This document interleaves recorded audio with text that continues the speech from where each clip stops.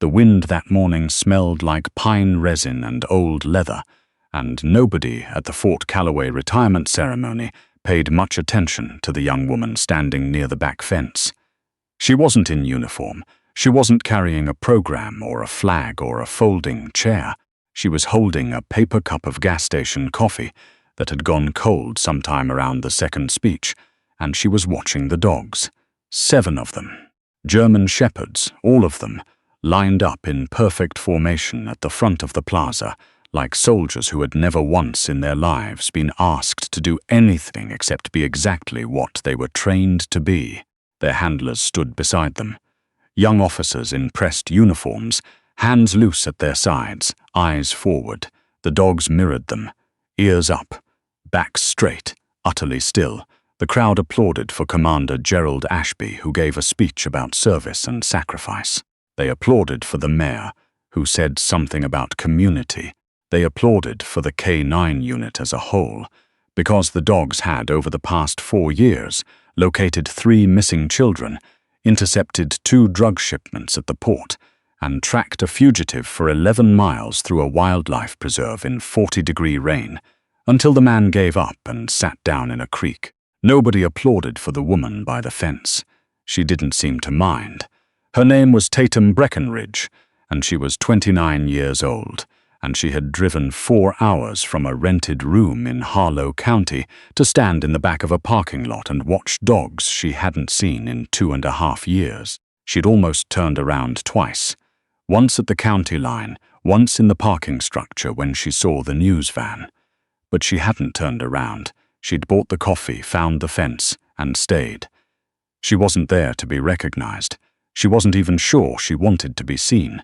But the dogs saw her. It happened at 10:47 in the morning, in the middle of Commander Ashby's closing remarks, when the ceremony was winding down, and the handlers were preparing to lead the unit through a final demonstration pass. The crowd had shifted, the way crowds do when they sense something is almost over. People reaching for their phones, checking the time, leaning toward whoever they came with. And then the dog on the far left end of the formation, a 4-year-old male named Crest, lifted his nose. His handler, Officer Pete Dunning, didn't notice right away. He was watching Commander Ashby. Crest took 1 step to the left. Dunning glanced down and gave the leash a short correction. Crest sat back into position, but his nose was still moving, working through the air in the particular way that only a dog who has been trained to trust his nose above everything else will work through air, systematically, urgently, like reading a page that no one else can see. 20 feet down the line, a second dog, Vesper, a 3-year-old female who had only been with the unit for 8 months, lifted her head. Then a third. Then the one they called Marrow, who was the oldest dog in the unit and had never, not once in 6 years of service, broken formation during a public event. His handler, Sergeant Dana Cho, looked down at him with an expression of pure bewilderment. She tightened her grip. Marrow sat, but his tail was doing something it almost never did during duty hours. It was wagging, not the slow, professional tail movement of a working dog acknowledging a familiar smell, a real wag. The kind that starts at the base of the spine and works its way through the whole body. The kind that means something specific and urgent and overwhelming. One by one, the leashes went taut. Commander Ashby stopped speaking. The crowd turned. 7 dogs, in near-perfect unison, pulled hard to the left and broke from their handlers. It wasn't chaos, exactly. They weren't barking or running in circles or showing any sign of aggression. They moved with the same focused precision they used when tracking, when every muscle in their body was pointed at one thing, and one thing only. They pulled their handlers off balance. 3 handlers went stumbling, 2 let go entirely, and then they were running, not to the stage, not to the crowd, but to the back of the plaza, past the folding chairs and the refreshment table, and the small cluster of city officials who scrambled sideways out of the way. They ran to the woman by the fence. The crowd didn't clap this time. The crowd went completely silent in the way that only happens when something genuinely unexpected occurs. Not the pleasant surprise of a good speech or an early dismissal, but the stillness of witnessing something that doesn't follow any of the rules you came in knowing. Tatum Breckenridge was already on her knees by the time they reached her. She'd dropped the coffee cup. She hadn't decided to drop it. Her hands had simply opened when she saw them coming, her whole body reacting before her mind caught up. She went down onto the asphalt, and she opened her arms and they hit her like a tide, all 7 of them. Crest's paws on her shoulders, Vesper's face pressed hard against her neck. Marrow standing behind her with both front paws planted on her back, like he was trying to hold her in place. Like he'd already spent too long watching things he loved disappear, and wasn't planning to let this one go anywhere. She buried her face in Crest's ruff and didn't make a sound. Security arrived in about 45 seconds. 2 officers, then a third, then Commander Ashby himself, who walked across the plaza with a brisk, authoritative stride and stopped about 10 feet from the pile of dogs and said, in a voice that was used to being listened to, "Ma'am, can someone tell me what is happening here?" No one answered him immediately, because no one knew. Officer Dunning had retrieved his leash. He was standing a few feet away from Tatum, not moving, just watching. Later, when asked to describe it, he'd say it looked like the dogs were being held together by something invisible, like trying to pull magnets apart from the wrong end. "Who are you?" Ashby asked. Tatum looked up. Her face was wet and she wasn't entirely sure when that had happened. "My name is Tatum Breckenridge," she said. Her voice was steady in the way that voices sometimes get steady when someone is using every remaining piece of themselves to stay upright. "I trained them." The silence that followed that sentence was the kind that has weight. Commander Ashby looked at the 7 dogs. He looked at Tatum. He looked at the dogs again. "You trained them," he repeated. "Yes, sir. All 7. Yes, sir. And 3 others before them. I've been training K9 dogs since I was 22. Ashby's expression did something complicated. He was not a man who embarrassed easily. 31 years of service had taken care of that. But something in his face shifted just slightly, like a wall that had registered an impact and wasn't sure yet whether to hold. "Let's find somewhere to sit down," he said. The story of how 7 police dogs came to be trained by a 29-year-old woman who was not, and had never been, an employee of the Fort Calloway Police Department was not a simple one, and it did not start in Fort Calloway. It started on a 40-acre property outside of Millhaven, Georgia, on a Tuesday morning when Tatum was 23 years old and had just received a certified letter informing her that her aunt's estate, the only home she had known since she was 15, was being contested by relatives she had not spoken to since childhood. Tatum had lived on that property for 8 years. She'd moved there after her mother died, quiet and 14 and carrying a single duffel bag, and her Aunt Rosie had met her at the door and said, without preamble, "The dogs sleep in the barn. You'll have your own room. We figure things out here, okay?"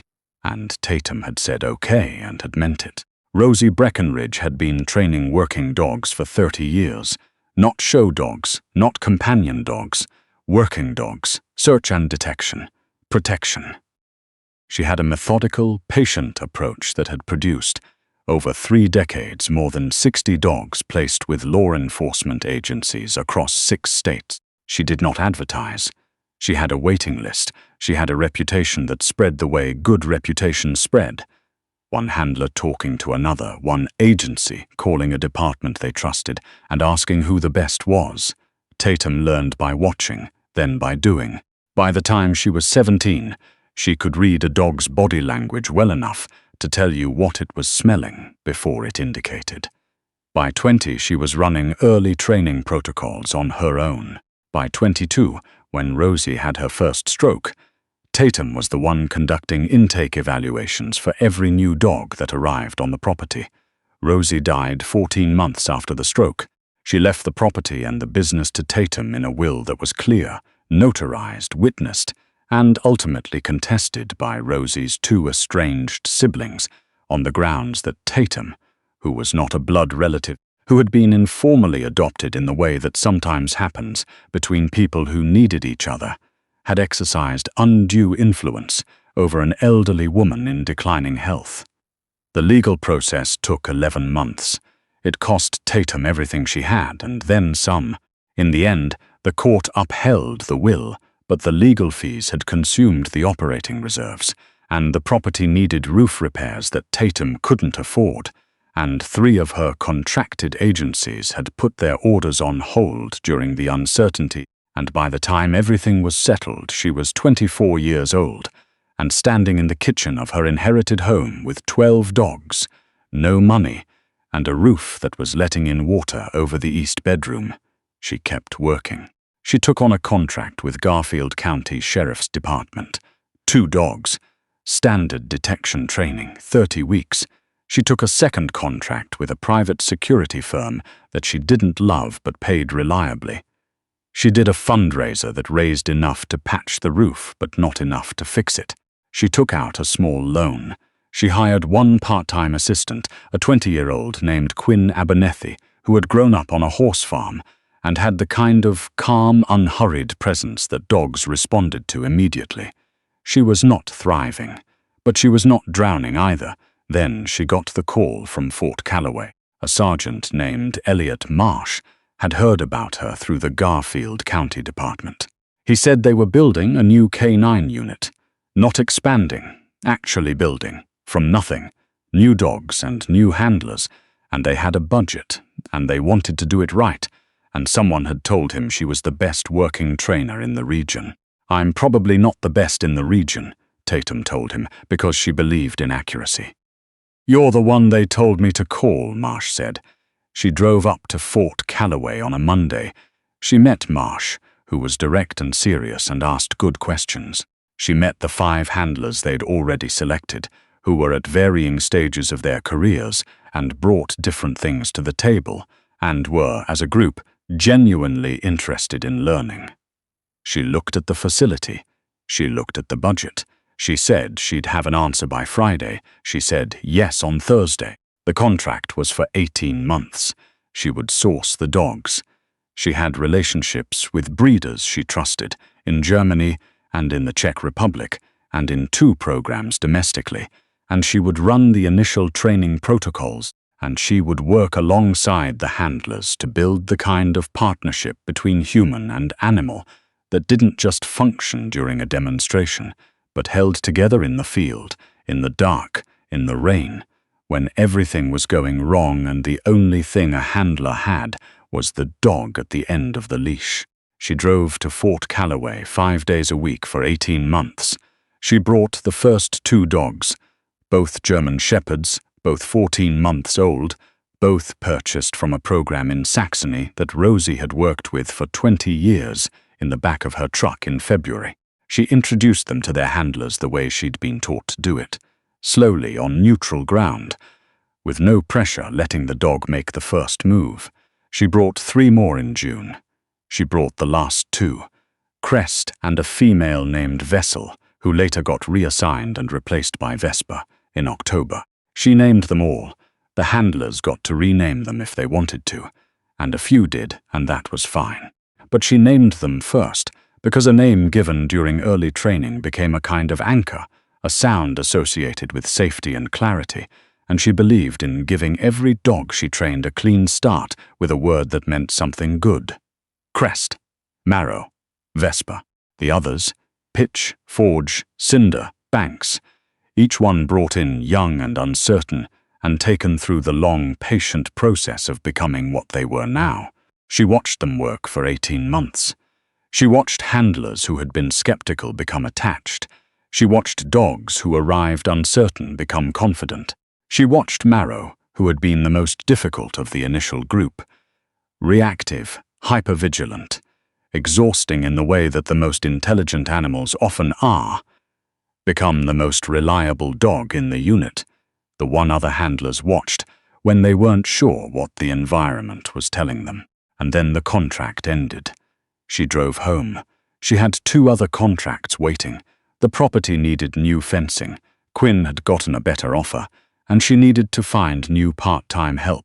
Life continued in the direction that life tends to continue when you're 25 and self-employed and carrying more than anyone can see. She didn't go back to Fort Calloway, not because of anything specific, not because of a fight or a falling out. Contracts end. People move on. She told herself she'd check in eventually, stop by to see how the dogs were developing, which is something trainers do and is considered normal and professional. She didn't do it. The real reason, the one she didn't say out loud even to herself for a long time, was that leaving had been harder than she expected. Not because of the handlers, she liked them, but that wasn't it. Because of the dogs. She'd spent 18 months with those 7 animals during the period of their lives when they were becoming what they were going to be, and then she'd handed them over and driven away. And the thing about dogs is they don't understand contracts. They just understand who was there. She was afraid that if she went back, she would see Marrow look past her in the way that animals sometimes do when they have recalibrated to a new person, and she wouldn't be able to handle that in a professional way.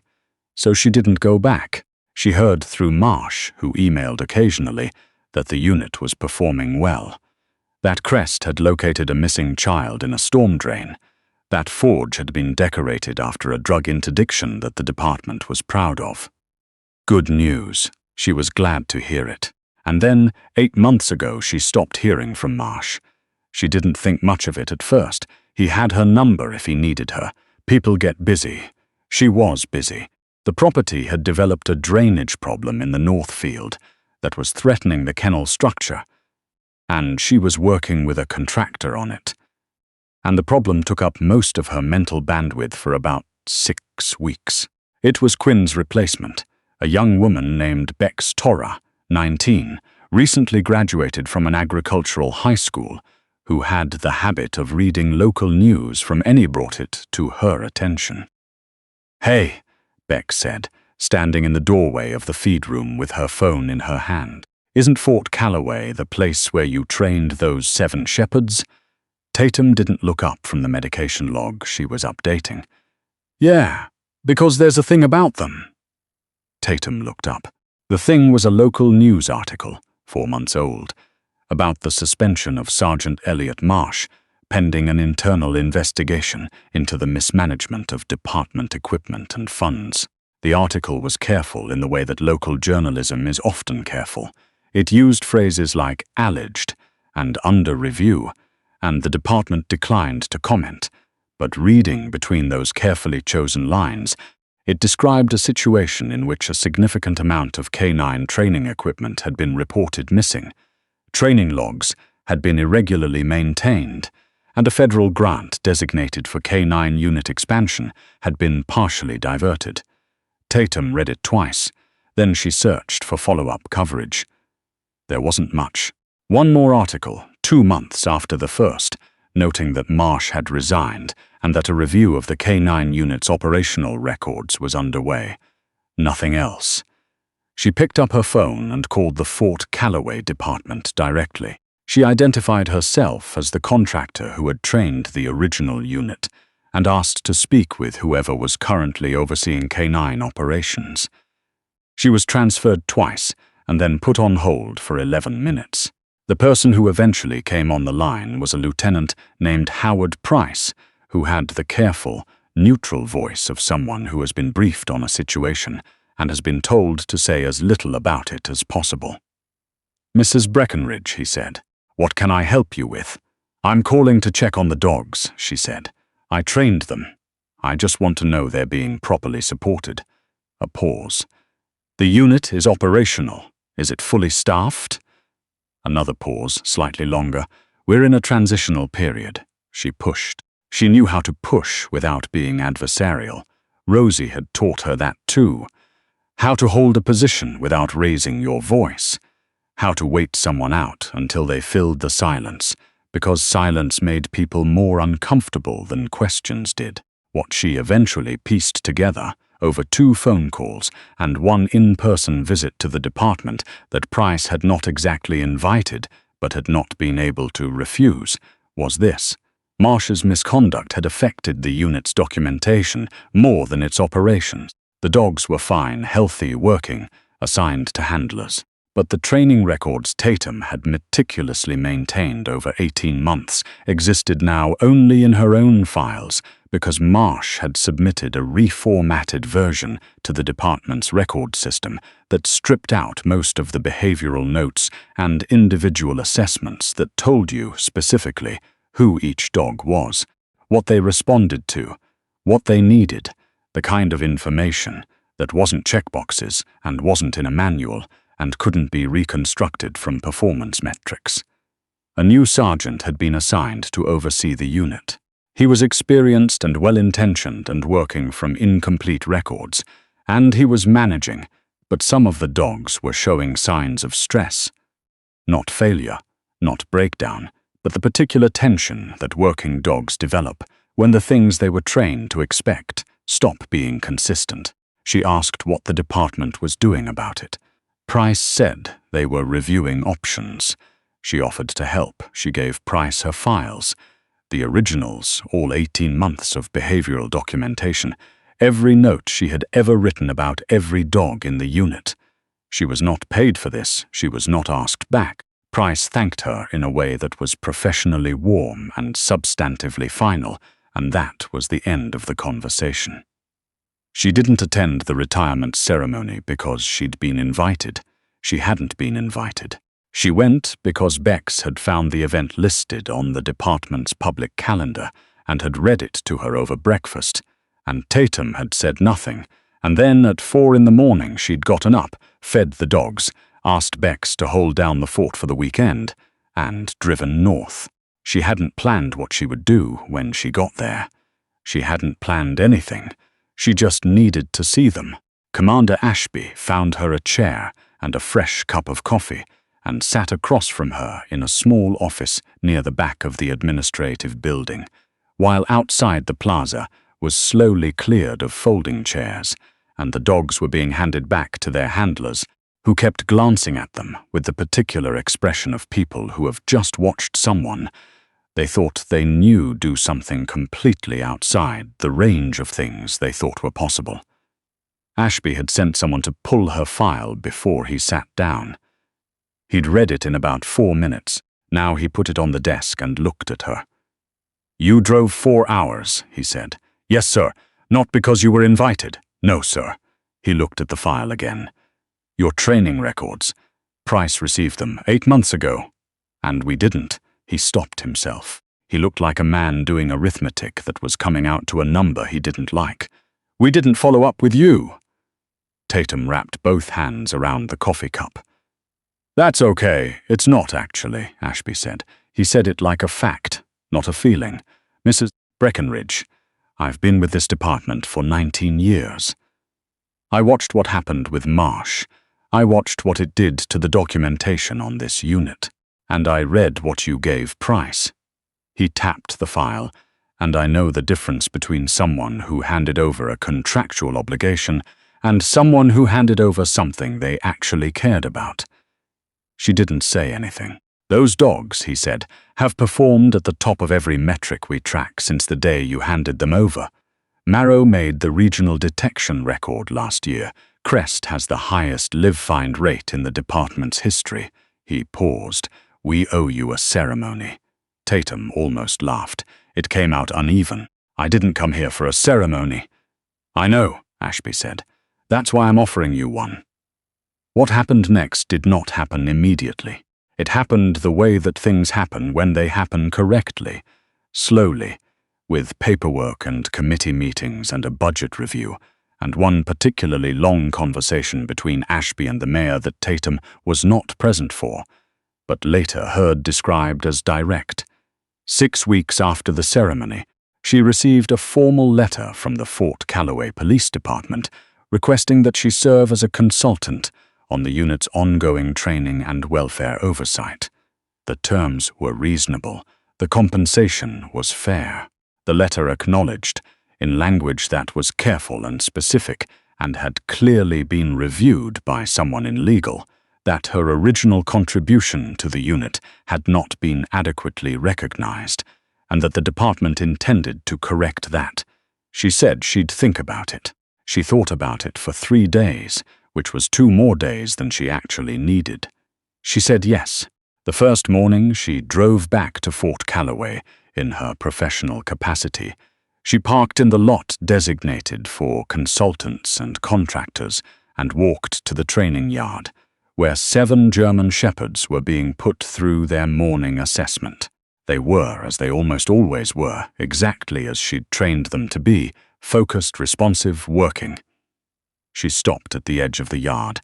Marrow, who was in the middle of a scent discrimination drill, paused. His handler followed his gaze.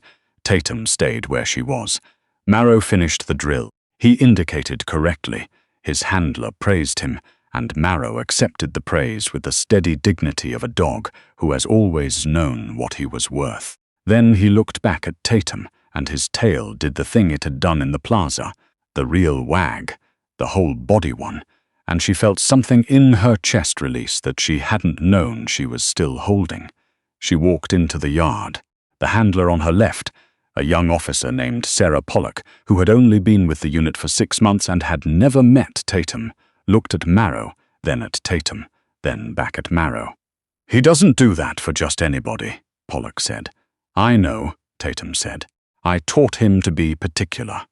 Outside, the morning was doing what mornings do in Fort Calloway in October, turning slowly gold at the edges, the kind of light that makes ordinary things look more significant than they are, or maybe exactly as significant as they've always been. Inside the yard, a woman who had spent 6 years giving everything she had to dogs who would never understand contracts, only presents, stood in the middle of 7 animals who had not forgotten a single day of it, and Marrow leaned his full weight against her side, the way he had when he was 14 months old and uncertain, and just learning what trust felt like. She put her hand on his back and held still.